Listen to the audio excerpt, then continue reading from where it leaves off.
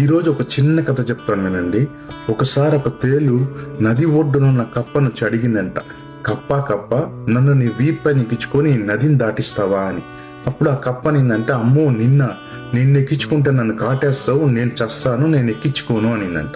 అప్పుడు ఆ తేలు అనిందంట, అయ్యో నేనెందుకు నిన్ను కాటేస్తాను, నేను నిన్ను కాటేస్తే నువ్వు చేస్తావు, నువ్వు చేస్తే నేను కూడా మునిగిపోతాను, నాకు కూడా ప్రాణం కావాలి కదా అనిందంట.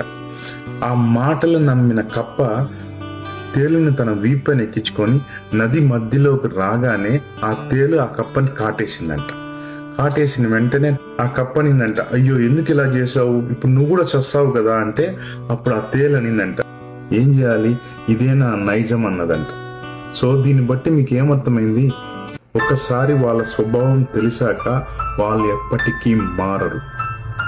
మాటలతో మోసం చేయగలరు కానీ స్వభావం మాత్రం దాచలేరు. మనిషి రూపం మారచ్చు కానీ వాళ్ళ నైజం ఎప్పటికీ మారదు.